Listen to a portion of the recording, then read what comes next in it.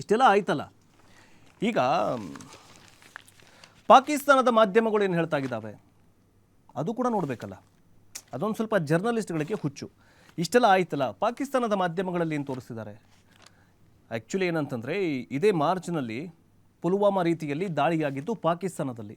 ಈ ಪಾಕಿಸ್ತಾನದ ಏನಂತಂದರೆ ಸೈನಿಕರನ್ನು ಕೊಂದು ಹಾಕಿದ್ರು ಯಾರು? ತಾಲಿಬಾನ್, ತೆಹರೀಕೆ ಇನ್ಸಾಫ್ ತಾಲಿಬಾನಿಗಳು, ಉಗ್ರ ಸಂಘಟನೆಯವರು. ಒಂದು ಬಸ್ ಹೋಗ್ತಾ ಇರುತ್ತೆ, ಬಸ್ನಲ್ಲಿ ಏನಂತಂದರೆ ಬಾಂಬ್ ಸ್ಫೋಟ ಮಾಡಿಬಿಡ್ತಾರೆ. ಆ ಸುದ್ದಿಯನ್ನು ಭಾರತದ ಮಾಧ್ಯಮಗಳು ಅದೇ ತೆರನಾಗಿ ತೋರಿಸಿದ್ವು. ಹೌದು, ತಾನು ಮಾಡಿದ ಪಾಪ ಉಣ್ತಾ ಇದೆ, ಅದಕ್ಕೋಸ್ಕರ ಏನಂತಂದರೆ ಅದನ್ನು ಸುದ್ದಿಯನ್ನು ಹಾಗೆ ತೋರಿಸಿದ್ವು. ಆದರೆ ಪಾಕಿಸ್ತಾನದ ಮಾಧ್ಯಮಗಳು ಭಾರತ ನಾಟಕವಾಡ್ತಾಗಿದೆ, ಉಗ್ರರ ಸಂಘಟನೆ ಅಂತ ಏನೇ ಆದ್ರೂ ಕೂಡ ಪಾಕಿಸ್ತಾನದ ಮೇಲೆ ಗೂಬೆ ಕೂರಿಸತ್ತೆ ಅನ್ನುವಂತಹ ಸುದ್ದಿಯನ್ನು ಪಾಕಿಸ್ತಾನದ ಮಾಧ್ಯಮಗಳು ಸುದ್ದಿಯನ್ನು ಬಿತ್ತರಿಸ್ತಾ ಇದ್ದಾವೆ. ವಿಶ್ವಕ್ಕೆ ಏನಂತಂದರೆ ನಾನು ಸಾಚೆ ಅಂತ ತೋರಿಸ್ಕೊಳ್ಳೋಕ್ಕೆ ಹೋಗ್ತಾ ಇರುವಂತಹ ಪಾಕಿಸ್ತಾನದ ಮತ್ತೊಂದು ದುರ್ಬುದ್ಧಿ ಈಗ ವಿಶ್ವದ ಮುಂದೆ ಬಟಾಬಯಲಾಗಿದ್ರೂ ಕೂಡ ಪಾಕಿಸ್ತಾನಕ್ಕೆ ಇನ್ನೂವರೆಗೂ ಕೂಡ ಬುದ್ಧಿ ಬಂದಿಲ್ಲ.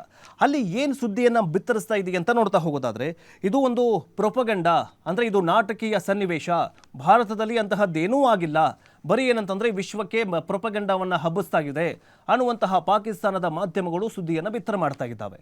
ಜೊತೆಗೆ ಆರ್ಟಿಕಲ್ 370 ತೆಗೆದಿದ್ದರಿಂದ ಅಶಾಂತಿ ಏನಂತಂದರೆ ತಾಂಡವವಾಡ್ತಾ ಇತ್ತು. ಅದಕ್ಕೋಸ್ಕರ ಅಲ್ಲಿನ ಜನರು ಏನೋ ಉಗ್ರರ ದಾಳಿ ಮಾಡಿರಬಹುದು ಅನ್ನುವಂತಹ ಅನೇಕ ತರಹೇವಾರಿ ವಿಶ್ಲೇಷಣೆಗಳನ್ನು ಮಾಡ್ತಾ ಇದೆ ಇದೇ ಪಾಕಿಸ್ತಾನದ ನರಿಬುದ್ಧಿ ಕುತಂತ್ರಿ ಬುದ್ಧಿಯ ಮಾಧ್ಯಮಗಳು.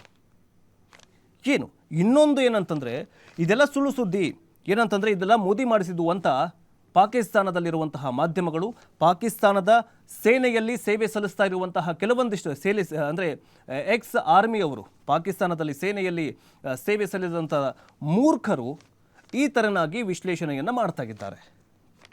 ಇನ್ನೊಂದು ಹೆಜ್ಜೆ ಮುಂದೆ ಹೋಗಿ, ಜಮ್ಮು ಕಾಶ್ಮೀರದಲ್ಲಿ ವಿವಾದಿತ ಪ್ರದೇಶವಾಗಿರೋದ್ರಿಂದ ಅದು ಪಾಕಿಸ್ತಾನಕ್ಕೆ ಸೇರಿದ್ದು ಜಮ್ಮು ಕಾಶ್ಮೀರ, ಅದಕ್ಕೋಸ್ಕರ ಅಲ್ಲಿನ ಕಾಶ್ಮೀರಿಗಳು ಮತ್ತು ಕಾಶ್ಮೀರಿ ಮುಸಲ್ಮಾನರು ಈ ಥರನಾಗಿ ಮಾಡಿದ್ದಾರೆ, ಸುಳ್ಳು ಸುದ್ದಿ ಹಬ್ಬಿಸ್ತಾ ಇದ್ದಾರೆ, ಅದನ್ನು ಆಕ್ರಮಣ ಮಾಡ್ಕೊಳ್ಳೋದಕ್ಕೆ ಭಾರತ ಮುಂದಾಗಿದೆ, ಅದಕ್ಕೋಸ್ಕರ ಈ ಥರನಾಗಿ ಉಗ್ರರು ಅಟ್ಟಹಾಸ ಮೆರೆದಿದ್ದಾರೆ ಅಂತ ವಿಶ್ಲೇಷಣೆಯನ್ನು ಮಾಡ್ತಾ ಇದೆ ಪಾಕಿಸ್ತಾನ ಮಾಧ್ಯಮ.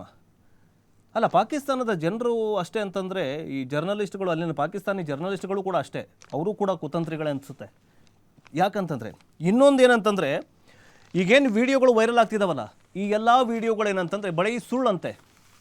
ಇವೆಲ್ಲ ಹಳೆ ಸುದ್ದಿಗಳು, ಇವೆಲ್ಲ ಹಳೆ ವಿಡಿಯೋಗಳು, ಇವೆಲ್ಲವನ್ನು ಈಗ ವಿಡಿಯೋಗಳನ್ನು ಹರಿಬಿಟ್ಟು ಸೋಷಿಯಲ್ ಮೀಡಿಯಾದಲ್ಲಿ, ಟ್ವಿಟರಲ್ಲಿ ಟ್ರೆಂಡಿಂಗ್ ಮಾಡ್ತಾ ಇದೆ ಭಾರತದ ಕೇಂದ್ರ ಸರ್ಕಾರ, ಮೋದಿ ಸರ್ಕಾರ ಅಂತ ಪ್ರೊಪಗಂಡಾ ಹಬ್ಬಿಸ್ತಾ ಇದೆ, ದ್ವೇಷ ಹುಟ್ಟಿಸ್ತಾ ಇದೆ ಅಂತ ಪಾಕಿಸ್ತಾನ ಮಾಧ್ಯಮಗಳು ಹೇಳ್ತಾ ಇದ್ದಾವೆ. ಅರೆ, ಮತ್ತೊಂದು ಹೇಳ್ತಾ ಇದ್ರು, ಯಾವುದೋ ಒಂದು ARY ಅಂತ ಒಂದು ನ್ಯೂಸ್ ಚಾನಲ್ ಇದೆ ಅಲ್ಲಿ ಪಾಕಿಸ್ತಾನದಲ್ಲಿ.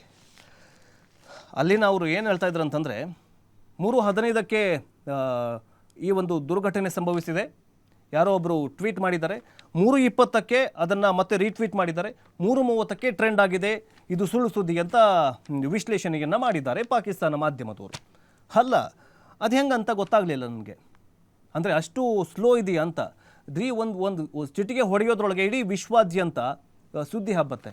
ಯಾಕಂತಂದರೆ ಅಲ್ಲಿ ಪಾಕಿಸ್ತಾನದಲ್ಲಿ ಸುದ್ದಿ ಹಬ್ಬಿಸೋದಕ್ಕೆ ಟ್ವಿಟರು, ಸೋಷಿಯಲ್ ಮೀಡಿಯಾ ಯೂಸ್ ಮಾಡೋದಕ್ಕೆ ಗೊತ್ತಿಲ್ವಲ್ಲ, ಅವಕ್ಕೆ ಯೂಸ್ ಮಾಡೋಕ್ಕೆ ಗೊತ್ತಿದ್ರು ಅಲ್ಲಿ ಇಂಟರ್ನೆಟ್ ಎಲ್ಲಿ ಸ್ಪೀಡ್ ಇದೆ, ಇಂಟರ್ನೆಟ್ ಸ್ಪೀಡ್ ಇದ್ರೂ ಎಲ್ಲ ಕಡೆ ಜಾಮರ್ಗಳು ಹಾಕಿದಾರಲ್ಲ, ಜಾಮರ್ಗಳನ್ನು ಹಾಕಿದ್ರೂ ಕೂಡ ಪಾಕಿಸ್ತಾನದಲ್ಲಿ ಎಲ್ಲಿ ಚೆನ್ನಾಗಿದ್ದಾರೆ ಅವರು, ಎಲ್ಲಿ ಖುಷಿಯಾಗಿ ಸಂತೋಷವಾಗಿದ್ದಾರೆ, ಯಾವಾಗ ಎಲ್ಲಿ ಯಾರ ಮೇಲೆ ಬಾಂಬ್ ಎಸೆದು ಬಿಡ್ತಾರೋ ತಾಲಿಬಾನ್ ಅವರು ಅಂತ ಭಯದಲ್ಲೇ ಇದ್ದಾರೆ. ಇನ್ನೊಂದು ಸುದ್ದಿ ಏನಂತಂದರೆ, ಭಾರತ ಅಂದರೆ ಏನೇ ಮಾಡಿದ್ರು ಕೂಡ ಅದನ್ನು ಏನಂತಂದರೆ ಅದನ್ನು ನಮ್ಮ ಭಾರತದಲ್ಲಿ ಏನೇ ಆದರೂ ಕೂಡ ಪಾಕಿಸ್ತಾನ ಮಾಡಿದ್ದು ಅಂತ ಹೇಳ್ತಾ ಬಂದಿದೆ. ಅದು ನಿಜ. ಯಾಕಂತಂದರೆ ಹಿಸ್ಟ್ರಿಯನ್ನು ನೋಡ್ತಾ ಹೋದರೆ ಪಾಕಿಸ್ತಾನದಲ್ಲಿ ಈಗಲೂ ಕೂಡ 5ರಿಂದ 6 ಈಗೆಲ್ಲ ಮಾಧ್ಯಮಗಳು ಇದೆಲ್ಲ ಹೇಳ್ತಿದ್ದಾವೆ. ಪಾಕಿಸ್ತಾನದ ಮಾಧ್ಯಮದವರು ಏನು ಹೇಳ್ತಿದ್ದಾರೆ ಅಂತಂದರೆ ಇದೆಲ್ಲ ಸುಳ್ಳು ಅಂತ ಹೇಳ್ತಿದ್ದಾರೆ. ಹಾಗಾದರೆ ಪಾಕಿಸ್ತಾನಕ್ಕೆ ಕೇಳೋದು ಒಂದೇ ಪ್ರಶ್ನೆ, ಹಾಗಾದರೆ ನಿಮ್ಮಲ್ಲಿ ಯಾವುದೇ ಉಗ್ರ ಸಂಘಟನೆಗಳೇ ಇಲ್ವಾ? ಯಾಕಿಲ್ಲ? ಅದರ ಬಗ್ಗೆ ನಾನು ಒಂದಿಷ್ಟು ಲಿಸ್ಟ್ ಮಾಡ್ಕೊಂಬಂದಿದ್ದೀನಿ. ತೆಹರೀಕೆ ಇನ್ಸಾಫ್, ಜೈಷ್ ಎ ಮೊಹಮ್ಮದ್, ತೆಹರೀಕ್ ಇ ಲಷ್ಕರ್ ಇಸ್ಲಾಮಿಕ್ ಪಾಕಿಸ್ತಾನ್, ಅಂದರೆ Hazrat ul Insar, The Resistance Front, ಇನ್ನೂ ತುಂಬ ಇದ್ದಾವೆ. ಬಟ್ ಇವು ತೆಹರೀಕೆ ಇನ್ಸಾಫು, ತಾಲಿಬಾನು. ಮೊನ್ನೆ ಯಾಕೆ ಸರ್ಜಿಕಲ್ ಸ್ಟ್ರೈಕ್ ಆಯ್ತು ನಿಮ್ಮ ಮೇಲೆ? ಸುಮ್ಮನೆ ಆಯಿತಾ? ನೀವೇನೂ ಮಾಡೇ ಇಲ್ವಾ? ಪಾಕಿಸ್ತಾನ ಮತ್ತು ಭಾರತದ ನಡುವೆ ಗಡಿ ವಿವಾದನೇ ಗೊತ್ತಿಲ್ವಾ? ಆದರೆ ಏನಂತಂದರೆ ಇದೆಲ್ಲವನ್ನ ಆಗ್ತಾ ಇದ್ದಂತೆ ಪಾಕಿಸ್ತಾನದ ಮಾಧ್ಯಮದಲ್ಲೇ ಇದು ಕೂಡ ಚರ್ಚೆಯಾಗಿದೆ. ನಾನು ಅದನ್ನು ಫಾಲೋ ಅಪ್ ಮಾಡ್ತಾ ಇದ್ದೆ. ಏನಂತಂದರೆ ಭಾರತ ಈಗ ರೊಚ್ಚಿಗೆದ್ದಿದೆ. ಭಾರತದ ಸೇನೆ ಯಾವಾಗ ಬೇಕಾದರೂ ಪಾಕಿಸ್ತಾನದ ಮೇಲೆ ಹಾಗೆಯನ್ನು ತೀರಿಸ್ಕೊಳ್ಬೋದು. ಉಗ್ರ ಸಂಘಟನೆ ಇದೇನು ರೆಸಿಸ್ಟೆಂಟ್ ಫ್ರಂಟ್ ಏನಿದೆಯಲ್ಲ, ಈಗೇನು ಉಗ್ರರ ದಾಳಿಯಾಗಿದೆಯಲ್ಲ ಜಮ್ಮು ಕಾಶ್ಮೀರದಲ್ಲಿ, ಪಕ್ಕಾ ಪುಲ್ವಾಮಾ ದಾಳಿಯಂತೆಯೇ ಅದರ ಸೇಡನ್ನು ತೀರಿಸ್ಕೊಳ್ಳುತ್ತೆ ಭಾರತ. ಇದಕ್ಕೆ ಪಾಕಿಸ್ತಾನ ಸೇನೆ ಈಗಲಿಂದಲೇ ನೀವು ಸುರಕ್ಷಿತವಾಗಿರಬೇಕು, ಯಾವಾಗ ಬೇಕಾದರೂ ಏನು ಬೇಕಾದರೂ ಮಾಡಬಹುದು.